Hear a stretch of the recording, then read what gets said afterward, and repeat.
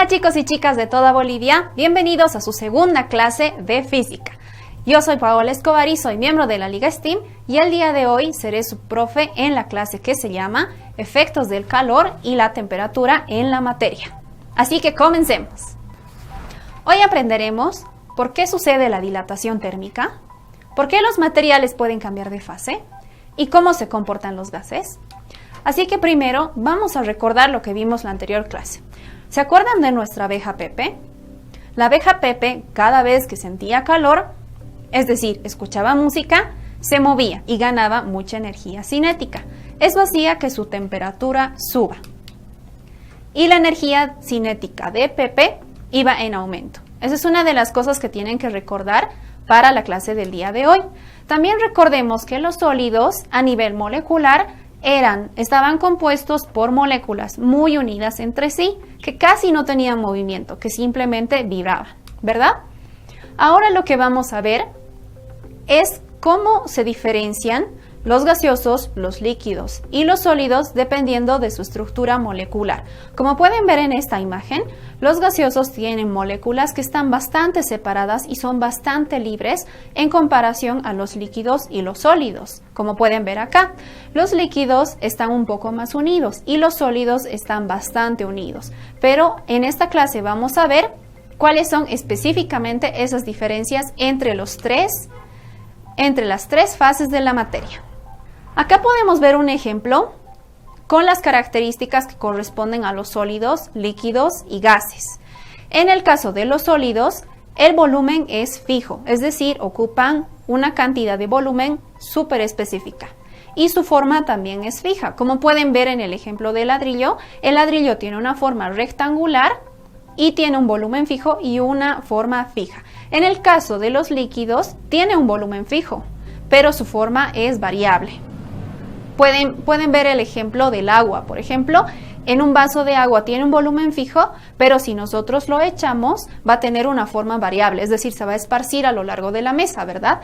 En el caso de los gaseosos, el volumen es variable y su forma también es variable, como por ejemplo era el aire.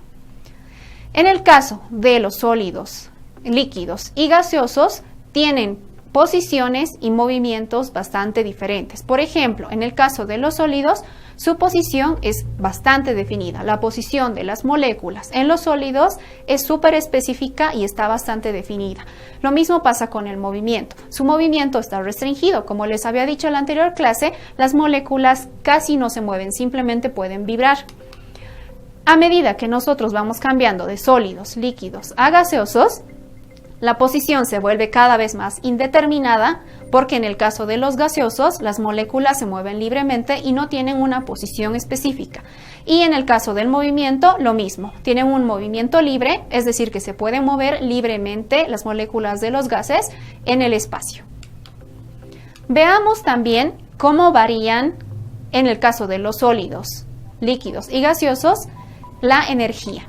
Cuando nosotros tenemos un sólido o alguna sustancia en estado sólido, lo que tenemos que hacer para que cambie a estado líquido y después a estado gaseoso es aumentar la energía, como se puede ver acá. Mientras más energía nosotros le pongamos a un sólido, a un líquido o un gaseoso, eso quiere decir que va a poder dilatarse térmicamente debido a que va a cambiar de fase y se va a dilatar. Para eso se requiere aumentar la energía, es decir, aumentar la temperatura. También se puede ver el proceso inverso. Si nosotros extraemos energía de un gas, podemos hacer que se convierta a su estado líquido. Y lo mismo, si tenemos una sustancia en estado líquido y extraemos energía de esa sustancia, vamos a poder ver que se convierte a su estado sólido. También tenemos que pensar cómo pasa estas dilataciones en los sólidos. Como pueden ver, la estructura de los sólidos es bastante compacta y también tiene algunas dimensiones que pueden ser más grandes que otras, como por ejemplo en el caso de un tornillo. Claramente podemos ver aquí que la longitud del tornillo es mucho más importante que su diámetro, ¿verdad? En este caso, ¿cómo estudiamos la dilatación de un sólido como un tornillo? Tenemos que estudiar específicamente su dilatación lineal. ¿Por qué? Porque como había explicado, su longitud es la dimensión más importante de ese tornillo. Como pueden ver acá, nosotros tenemos un tornillo con su longitud inicial L sub 0 y tenemos el mismo tornillo con una longitud final de L sub F, que es la longitud final del tornillo después de que se dilata linealmente a causa de su temperatura, del aumento de su temperatura. Como podemos también ver acá en la imagen, la temperatura inicial del tornillo era T sub 0 y la temperatura final es T sub F.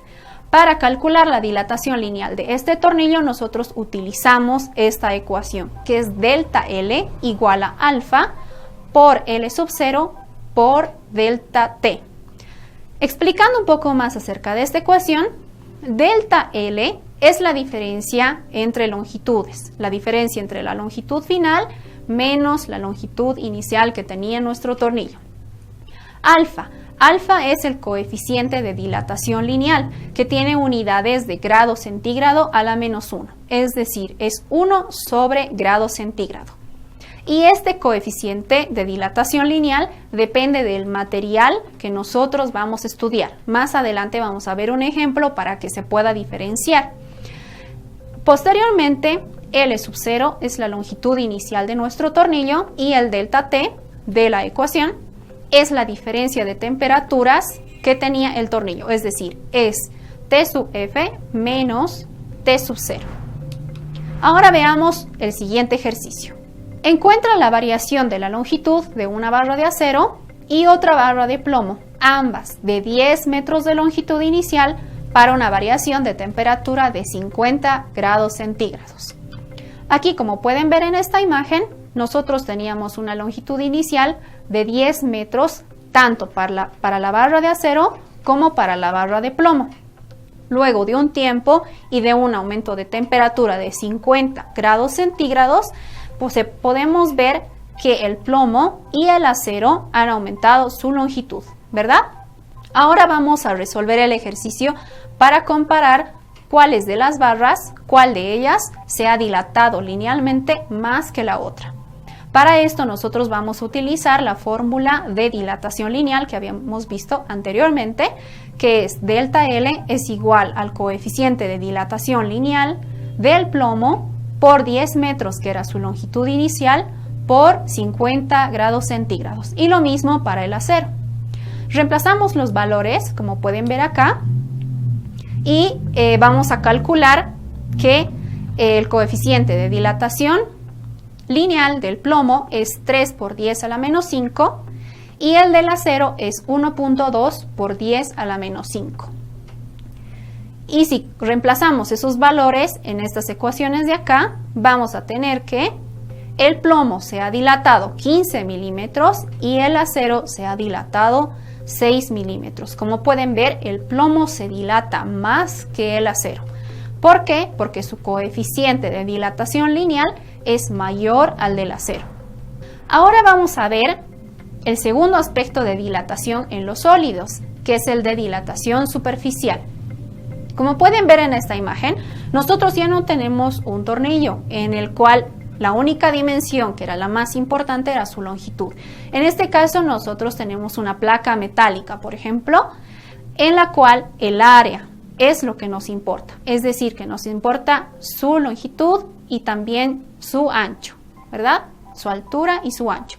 El espesor es la dimensión que menos nos importa. Es decir, que no vamos a analizar su espesor, simplemente vamos a analizar su área. Al igual que en la anterior ecuación, nosotros tenemos una ecuación específicamente para la dilatación superficial, que es delta A. Es igual a beta por el área inicial por la variación de las temperaturas, donde beta es 2 veces alfa y alfa, acuérdense que era el coeficiente de dilatación lineal. En este caso, beta es el coeficiente de dilatación superficial, que igualmente se mide en grados centígrados a la menos 1. Y finalmente, para terminar de estudiar a los sólidos, vamos a ver la dilatación volumétrica. Como se puede ver acá, en el caso de la dilatación volumétrica tenemos que estudiar un cuerpo que tenga las 3 dimensiones bastante grandes como para que nosotros podamos determinar cada una de las dimensiones cuánto se haya dilatado con la temperatura. Es decir, en este caso estamos utilizando un cubo. Como pueden ver en el cubo, ninguna de sus dimensiones es mucho mayor a la otra. Las tres dimensiones son de igual importancia. Para este caso, nosotros vamos a utilizar la fórmula de dilatación volumétrica, que es delta V por gamma, por el volumen inicial, por la variación de la temperatura. Y en este caso, gamma es 3 veces alfa. Y el gamma es coeficiente de dilatación volumétrica que también se mide en grados centígrados a la menos 1. Ahora veamos aplicaciones que se pueden utilizar, que se pueden analizar en el caso de la dilatación de los sólidos. Por ejemplo, una de las aplicaciones más importantes son los puentes, porque como ustedes saben, los puentes son bastante largos, es decir, existe una dilatación lineal. Y para esto, la forma en que se construye un puente es que tienen puntos fijos que se sostienen en la tierra y tienen otros puntos flotantes. Como pueden ver en esta gráfica, tenemos 2 puntos flotantes marcados en rojo, los cuales sirven para que el puente, cuando exista un aumento en la temperatura, un cambio en la temperatura, ya sea se dilatan o se contraen. Estos puntos flotantes nos ayudan a controlar esa dilatación. Otra aplicación que tú la puedes practicar en tu casa es, por ejemplo, con un frasco de vidrio con tapa metálica. ¿Cuántas veces nos ha pasado que no podemos abrir un frasco? Entonces lo que van a hacer la próxima vez que tengan este tipo de problema es ponerle agua caliente a la tapa metálica del frasco con mucho cuidado para que las dimensiones, el tamaño de esa tapa metálica aumenten un poco y se pueda hacer mucho más fácil abrir el frasco. Pregunta: si sumergimos una pelota de plástico aplastada en agua hirviente, ¿desaparecerá la bolladura? Te daremos un tiempo para que lo pienses.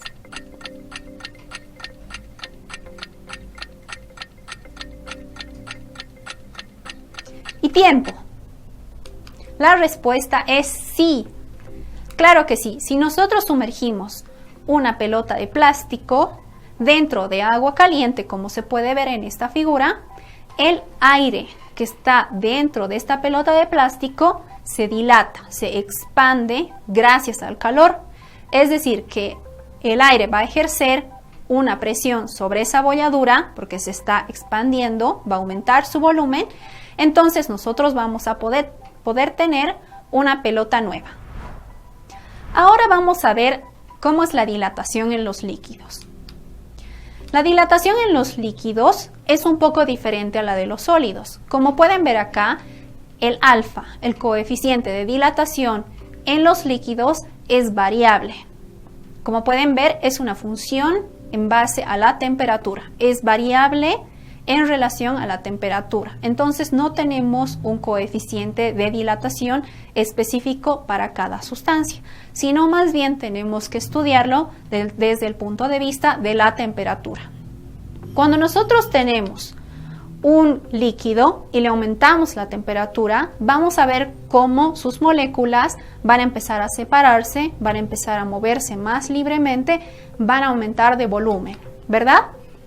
Esto ocurre en todos los líquidos, pero el caso más especial que vamos a ver ahora es el del agua. Como pueden ver ahí, el agua tiene un comportamiento muy específico y muy especial de 0 a 4 grados centígrados. Y ese es el caso especial que lo vamos a ver ahora. El agua, como pueden ver acá, está compuesto en su estado líquido por unas moléculas que están muy cerca, están bastante cerca. Se mueven libremente, claro, pero están bastante cerca.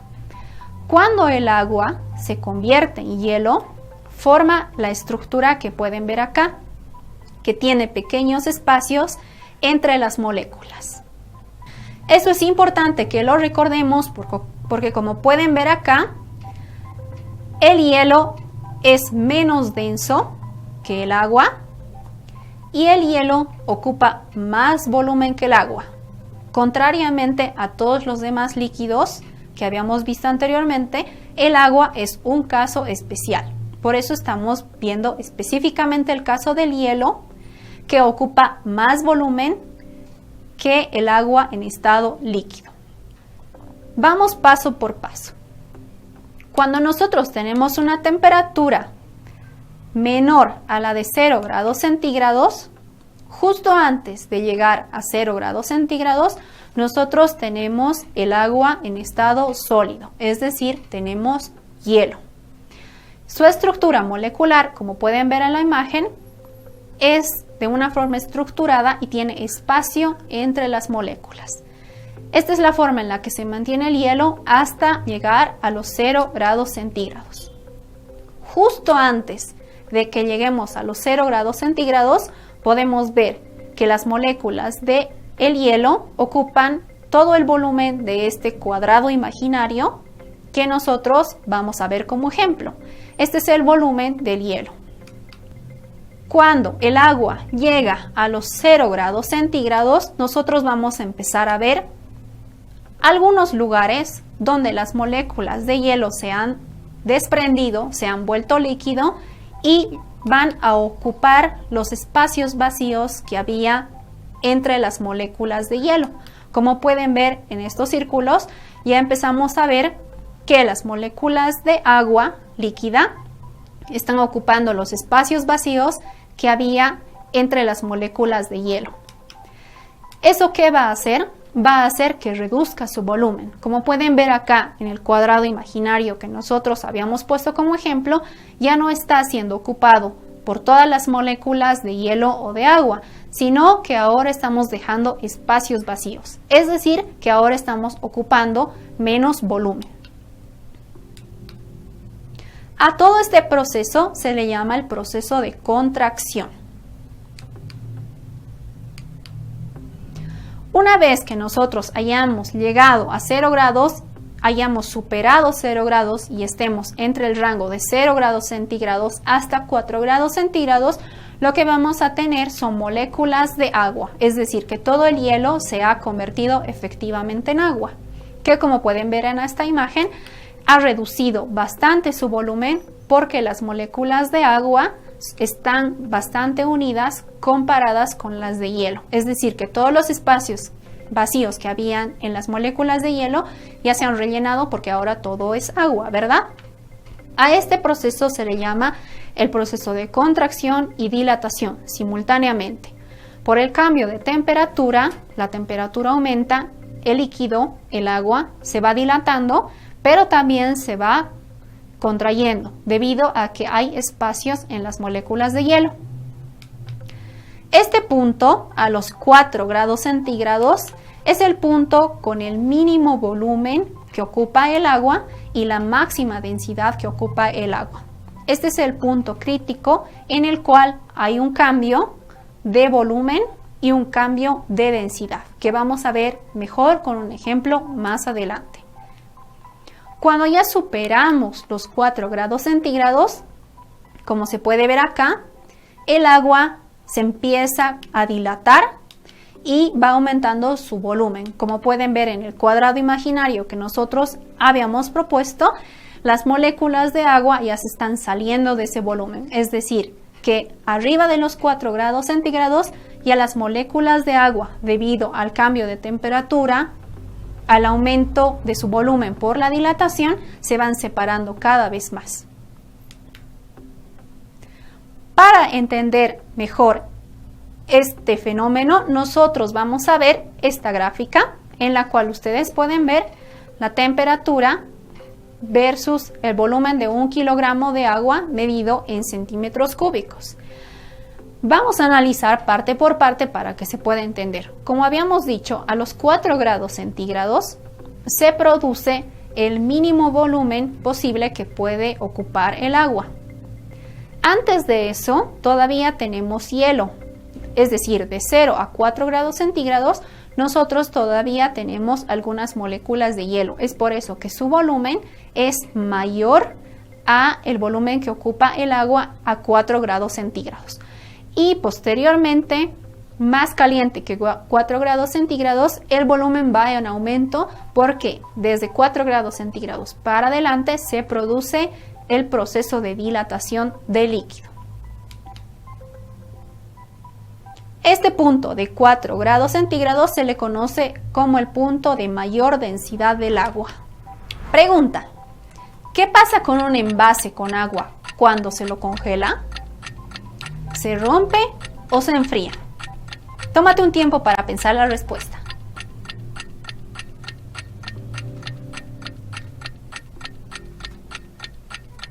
Tiempo. La respuesta correcta es se rompe, porque recuerda que el volumen que ocupa el hielo es mayor al volumen que ocupa el agua. Es decir, que si pones un vaso de vidrio con agua dentro del congelador, lo que va a pasar es que ese vaso de vidrio se va a romper. ¿Por qué? Porque el agua se va a convertir en hielo, ocupa mayor volumen, el vaso no es capaz de mantener todo ese volumen contenido adentro y se va a romper. Ahora veamos la siguiente aplicación, que es muy importante entenderla. Como puedes ver en esta imagen, nosotros tenemos el hielo formado sobre el agua, sobre la superficie del agua. El hielo flota sobre el agua porque es menos denso que el agua, es decir, que es más ligero. Eso es muy importante que se entienda de esta clase porque, como puedes ver, el hielo flota sobre el agua. Pero algo todavía más importante que podemos ver de esta imagen es que en el fondo, ya sea del mar o de un océano, tenemos agua a 4 grados centígrados. ¿Por qué? Porque el agua a 4 grados centígrados es mucho más densa, es decir, es mucho más pesada que el agua a cualquier otra temperatura y mucho más que el hielo. Es por eso que el hielo flota y el agua a 4 grados centígrados se hunde. Ahora veamos cómo es la dilatación en los gases. Es la última fase de la materia que nos toca aprender. La dilatación en los gases depende de la presión. En el caso de que la presión no varíe, nosotros vamos a tener una presión constante, la temperatura va a aumentar y el volumen va a aumentar, como puedes ver en este ejemplo. Nosotros tenemos moléculas de gas en este frasco. Si le aumentamos la temperatura, su volumen va a aumentar. Esto solamente ocurre si la presión es constante. A este proceso se le llama dilatación. En el caso de que la presión varíe, nosotros vamos a tener que la presión aumenta, la temperatura también aumenta, pero el volumen es constante. Como puedes ver en esta imagen, nosotros tenemos un poco de calor acá y tenemos una mayor temperatura acá. La temperatura efectivamente está aumentando. Las presiones también van a ir a aumento. Acá tenemos una presión menor a la de esta presión, pero el volumen permanece constante. En este procedimiento no existe dilatación porque el volumen no aumenta. Estos cambios de fases de la materia dependen de 3 cosas: de la estructura interna de la materia, de la temperatura y de la presión. Como en el caso del hielo, por ejemplo. En el caso del hielo, las fases del hielo de sólido a líquido a gas dependen de la temperatura. Para entender mejor cómo se dan estos cambios de temperatura, nosotros tenemos que analizar qué son los puntos de fusión y los puntos de ebullición de cada una de las sustancias. Por ejemplo, en el caso del agua, como podemos ver acá en esta gráfica, el agua se mantiene en estado sólido, es decir, hielo, hasta 0 grados centígrados. Cuando llega a 0 grados centígrados, se produce el punto de fusión, es decir, es el punto en el cual el agua cambia de estado sólido a estado líquido. El punto de ebullición se produce a los 100 grados centígrados, que es el punto en el cual se convierte de líquido a gas. El punto de fusión de una sustancia es la temperatura a la cual se produce el cambio de fase de sólida a la fase líquida. Esta temperatura depende de la presión. Por ejemplo, en este caso tenemos el punto de fusión del agua a 0 grados centígrados. Teníamos hielo en estado sólido, es decir, agua en estado sólido, antes de los 0 grados centígrados. Como puedes ver en la gráfica, existe una recta que se mantiene. Al final de la recta se produce el cambio a agua. Es decir, que al final de toda esta recta, recién nosotros vamos a tener todas las moléculas convertidas en agua. Este es el punto en el cual se convierte el sólido a líquido mientras se mantenga la temperatura. El punto de ebullición de una sustancia es la temperatura a la cual se produce el cambio de fase líquida a la fase gaseosa. Esta temperatura también depende de la presión. Como podemos ver acá, nosotros tenemos mercurio en estado líquido hasta el punto de ebullición, que en el caso del mercurio se produce a los 358 grados centígrados y posteriormente a esta temperatura se convierte a estado gaseoso. El mercurio es muy utilizado dentro de los termómetros porque justamente su punto de ebullición, o sea, antes de que se convierta en gas, es muy alto. Por eso podemos medir con los termómetros de mercurio temperaturas hasta los 358 grados centígrados. Pregunta: cuando el vapor de agua cambia de fase para convertirse en agua, ¿el aire que la rodea se calienta o se enfría? Tómate un tiempo para pensar la respuesta. Tiempo. El aire se calienta. Es muy importante que nosotros recordemos que cuando el vapor del agua se convierte en agua, lo que va a hacer es liberar energía, liberar calor para que su energía pueda reducirse para convertirse en estado líquido y las moléculas tengan menos energía cinética. Esto hace que libere energía dentro del aire. Es por eso que el aire se calienta. Para analizar los cambios de fase de las sustancias, nosotros tenemos que analizar primero esta gráfica, en la cual nos indica el proceso por el cual atraviesan para convertirse de una fase a otra fase. Como por ejemplo, de sólido a líquido, nosotros pasamos por un proceso de fusión. De líquido a gas, por un proceso de vaporización. De gas a sólido, por un proceso de sublimación inversa. En el otro sentido, si nosotros pasamos de líquido a sólido, pasamos por un proceso de solidificación. Si pasamos de gas a líquido, pasamos por un proceso de licuefacción. Y si pasamos de sólido a gas, pasamos por un proceso de sublimación. Los cambios de fusión y ebullición con la presión dependen de la presión. Es decir, a grandes altitudes, el agua hierve a menor temperatura. Por ejemplo, en las ciudades del Alto Oruro, el agua hierve a 95 grados centígrados porque se tiene menos presión. Mientras que en las regiones de Santa Cruz, el agua hierve a temperaturas cercanas a los 100 grados centígrados. También hay una cosa que puede cambiar el punto de fusión o el punto de ebullición dependiendo de las sustancias que contengan. Por ejemplo, si nosotros añadimos sal al hielo, vamos a ver que el punto de fusión va a disminuir. Esto es muy útil cuando se quieren descongelar el hielo depositado, por ejemplo, en las carreteras en las épocas de invierno. Lo que se hace es añadir sal sobre el hielo, su punto de fusión desciende, es decir, que el hielo se va a convertir a su estado líquido, es decir, a agua, a una temperatura menor a los 4 grados centígrados. Esto nos ayuda para descongelar el hielo.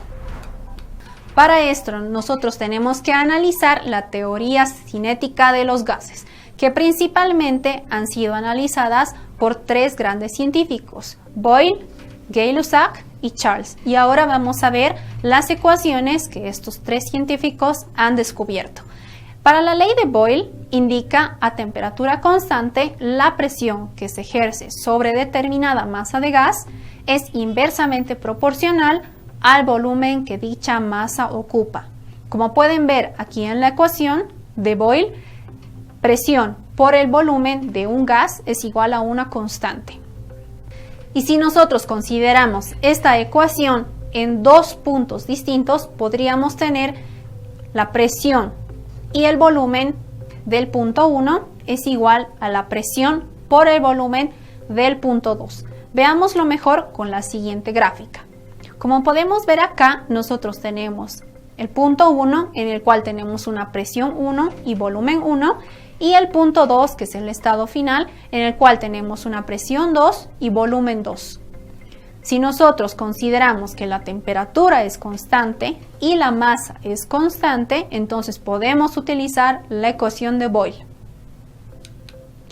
Para la ley de Gay-Lussac, esta nos indica a volumen constante la presión que ejerce una determinada masa de gas es directamente proporcional a la temperatura medida en Kelvin, es decir, que la presión sobre la temperatura es una razón constante.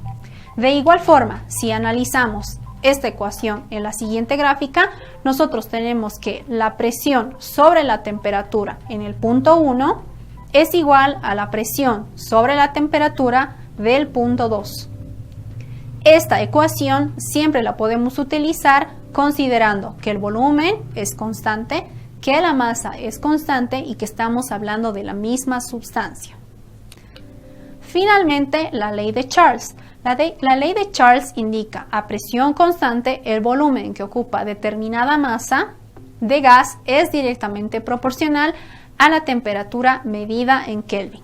En otras palabras, volumen sobre temperatura es una constante. Y nuevamente vemos el gráfico en el cual tenemos un punto 1, un estado inicial, en el cual tenemos volumen 1 sobre temperatura 1 y el estado final en el cual tenemos volumen 2 sobre temperatura 2. Considerando que la presión es constante, la masa es constante y que estamos hablando de la misma sustancia. Finalmente, la parte más importante del estudio de los gases es la ley de los gases ideales. La ley de los gases ideales ha sido determinada combinando las leyes anteriores y obtenemos una relación entre el volumen, la presión y la temperatura de un gas. Como se puede ver acá en la ecuación, presión por volumen sobre temperatura es igual a una constante. Y si consideramos de nuevo un estado inicial y un estado final, nosotros podemos igualar esas ecuaciones. Para entender mejor, vamos a ver la ecuación de los gases ideales. La ecuación de los gases ideales indica que la presión por el volumen es igual a N, que es el número de moles, por R, que es la constante universal de gases ideales, por la temperatura. Esta es una ecuación muy importante que la tienes que recordar, pero nosotros te vamos a ayudar a recordar esta ecuación. Por ejemplo, si nosotros reordenamos un poco las letras de esta ecuación, podemos armar dos palabras. La primera palabra es pavo, la segunda palabra es ratón. Esta es una forma que te vas a poder acordar para recordar la ecuación de los gases ideales. Es decir, pavo es igual a ratón. Si sacas las vocales de estas dos palabras, vas a tener la ecuación de los gases ideales. Ahora veamos un ejercicio. El ejercicio indica una cantidad de gas ocupa un volumen de 190 litros en las condiciones ambientales de presión y temperatura de La Paz, es decir, a 15 grados centígrados y 0.65 atmósferas. Luego de ser trasladada ese mismo gas a nivel del mar, donde la presión es de 1 atmósfera y la temperatura es de 35 grados centígrados, tenemos que determinar el volumen que ocupa el gas.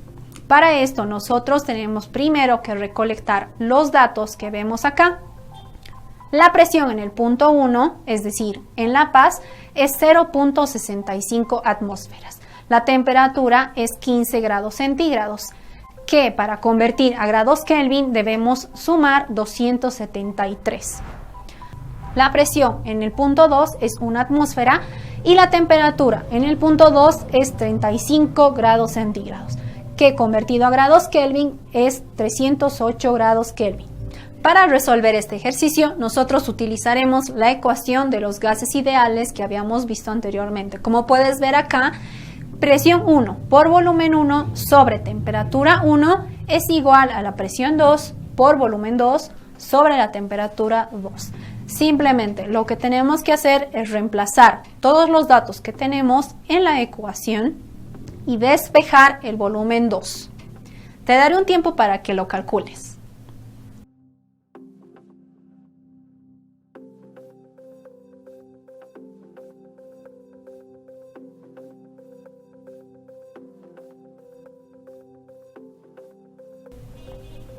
Ahora que ya calculaste los valores de esta ecuación y despejaste el volumen 2, tenemos el resultado de 132 litros.